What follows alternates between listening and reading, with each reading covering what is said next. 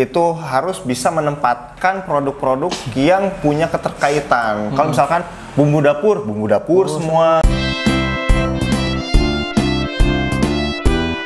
Mari nge-vlog di Kebun Desain. Assalamualaikum warahmatullahi wabarakatuh. Selamat datang di vlognya Kebun Desain. Oke, seperti biasa kali kita mau ngasih tip ataupun informasi bisnis yang ini bisa sangat berguna buat teman-teman yang sedang berbisnis ataupun baru mau memulai bisnis.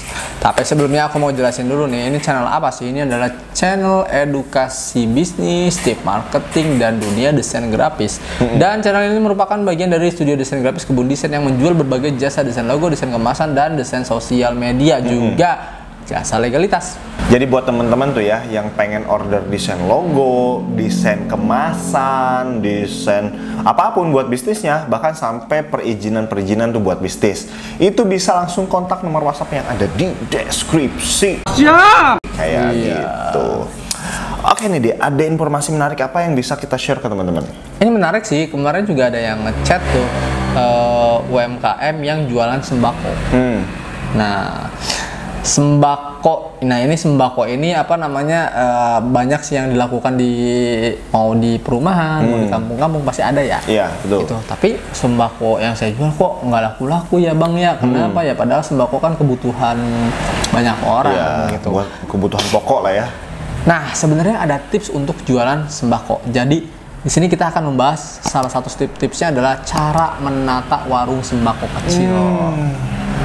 Oke, cara menata warung sembako kecil buat teman-teman yang punya keidean tuh pengen punya warung ataupun toko sembako kayak gitu.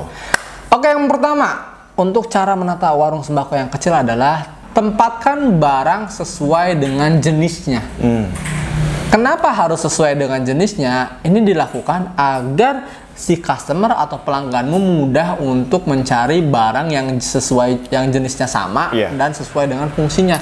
Contoh misalnya kita mau ngambil menempatkan barang-barang pangan di rak khusus pangan misalnya, seperti garam, terigu, telur dan lain-lain, atau yang berbau dengan pangan di dalam satu rak. Iya betul. Jadi ketika ada orang yang memang butuh bahan-bahan tersebut, ya tinggal datang ke rak tersebut dan udah inget gitu.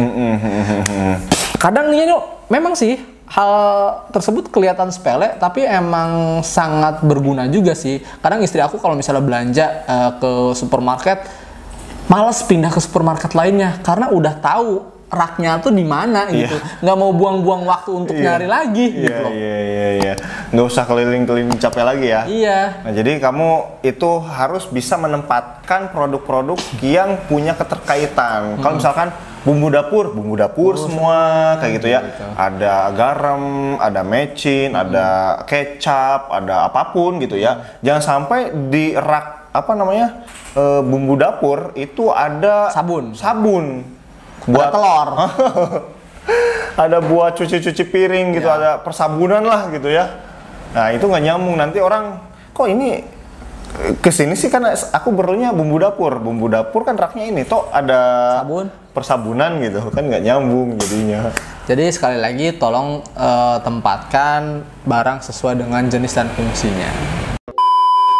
Perhatikan letak rak barang. Nah, ini juga sangat memengaruhi customer yang mau beli ya. Letak rak barang itu jangan jauh-jauh. Benar. Ataupun jangan terlalu berdempetan sehingga kelihatannya nggak rapi. Iya, kadang bahkan ada kalau yang warung itu yang sengaja disempitin gitu, biar kayak kelihatan gede banyak, biar kelihatan banyak.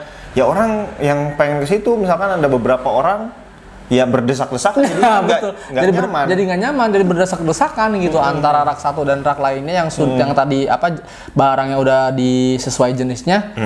Karena berdempetan jadi aku mau ngambil ini. Iya. Jadinya resikonya tadi jadi nggak nyaman orang gitu. Gitu.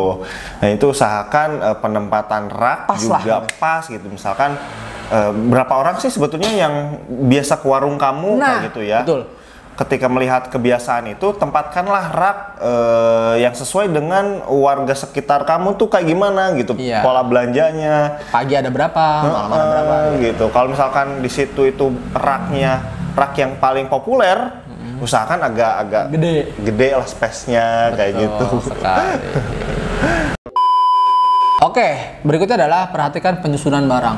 Tadi kan udah disesuaikan dengan jenisnya, raknya udah, jaraknya udah pas. Nah, sekarang penyusunannya Bener banget. Gini loh, kadang ini nggak pernah diperhatikan oleh si penjual sembako ya.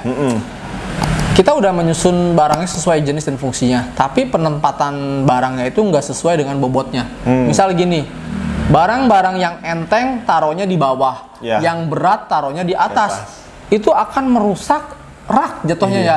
Kalau misalnya rak yang paling atasnya bobrok, ke bawah jadi rusak gitu. Jadi usahakan simpan barang-barang yang enteng itu di atas.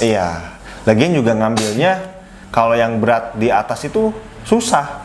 Nanti gitu kan. Tapi kalau yang dari bawah kan gitu. Kan lebih ke gitu juga gitu. Ya, intinya sih lebih ke perhatikan bobotnya sih yang paling utama. Biar apa? Biar nggak merusak si rak itu sendiri. Iya, betul. Yang terakhir adalah tempatkan barang tertentu dari paparan sinar matahari secara langsung. Karena ada beberapa barang yang kalau misalnya kena sinar matahari jadi cepat expire. Iya benar. Gitu. Kalau kalau kita buka toko sembako, yang namanya sembako gitu ya, fresh itu penting banget. Betul. Kalau misalkan kita nggak tahu jenis-jenis yang produk-produk yang nggak boleh kena sinar matahari langsung, terus kita malah dibiarin aja, ya ke klien nanti merasa ini orang jualan tahu nggak sih produk ini tuh nggak boleh kena sinar matahari. Nah gitu.